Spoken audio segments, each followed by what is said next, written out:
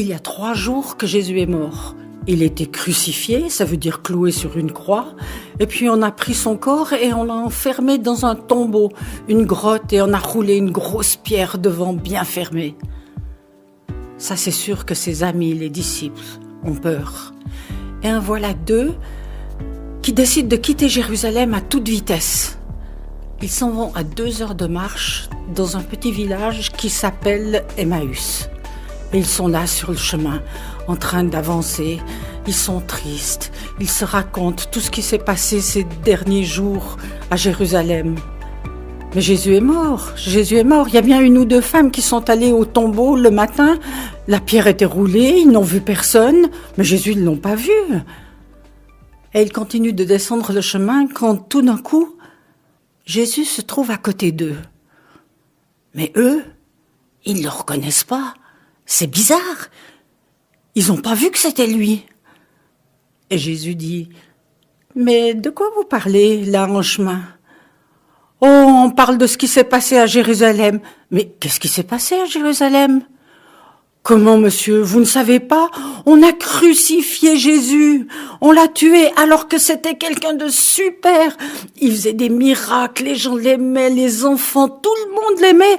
Eh bien, on l'a attrapé, on l'a cloué sur une croix, puis on l'a mis dans un tombeau. Alors, vous savez, monsieur, il y a des femmes qui nous ont dit que le tombeau était vide.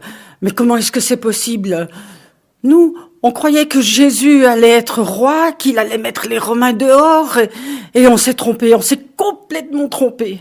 Alors Jésus leur dit, mais vous ne savez pas ce qui est écrit dans les livres saints, c'est-à-dire, pour nous c'est dans la Bible, que le Messie allait mourir, qu'il serait rejeté.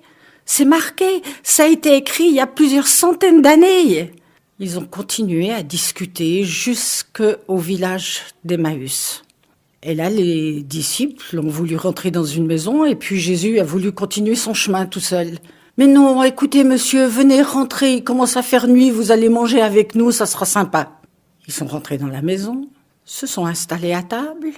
Jésus a prié pour le repas et puis il a pris le pain, il l'a partagé et à ce moment-là, les 2 disciples l'ont reconnu. C'est Jésus, il est vivant. Mais Jésus avait disparu. Alors ils ont ramassé leurs affaires et ils ont dit, il faut aller le dire aux autres, on retourne à Jérusalem. Et ils sont partis à toute vitesse. Je suis presque sûre qu'ils ont couru tout du long du chemin jusqu'à Jérusalem. Et là, quand ils sont arrivés dans la maison, il y avait une 12aine d'amis de Jésus qui sont sortis en criant, Jésus est vivant, il est ressuscité. Et les 2 amis ont dit, nous on l'a vu, on a discuté avec lui, on l'avait pas reconnu, mais on l'a vu, oui c'est vrai, il est vivant. Et ils sont rentrés. Je suis sûre qu'ils se sont embrassés, qu'ils ont fait la fête. Et tout à coup, Jésus était là, au milieu d'eux. Oh, ils ont eu peur. Ils ont dit, mais c'est un fantôme. Et Jésus leur a dit, mais non, un fantôme, il n'a pas de corps.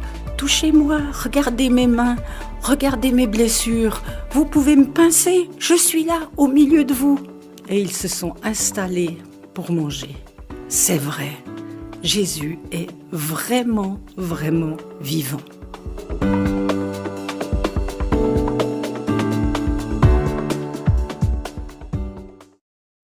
Dimanche dernier, appelé le dimanche des rameaux, tu as vu Jésus arrivant à Jérusalem sur un ânon et accueilli en sauveur et roi par la foule. Pourtant, quelques jours à peine après cet événement, Jésus sera crucifié sur une croix. Cette histoire se déroule 3 jours après sa mort.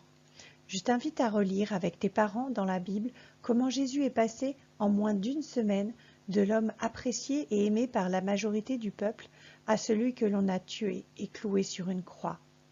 Mais 3 jours après sa mort, son corps avait mystérieusement disparu. Ces événements ont fait tellement peur aux disciples que certains, comme les 2 disciples de cette histoire, ont décidé de quitter Jérusalem au plus vite. Sur le chemin, Jésus les rejoint, mais les disciples étaient aveuglés par leur chagrin. Leur tristesse, leur désespoir étaient si grands qu'ils ne pouvaient pas le reconnaître. Ils ne comprenaient pas ce qu'il venait de se passer. Dans cette histoire, on peut voir que Jésus est un ami qui écoute. Il écoute les disciples dire combien il était formidable.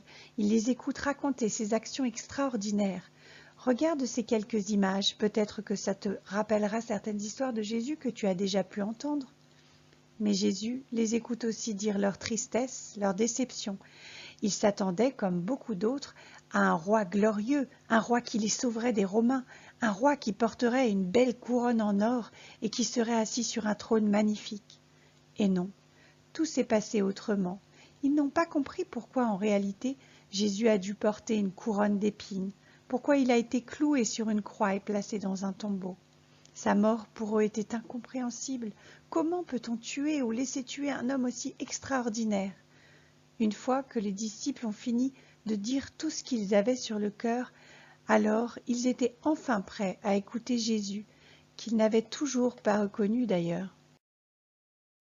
C'est là que Jésus va leur expliquer que Dieu avait prévu tout cela depuis bien longtemps.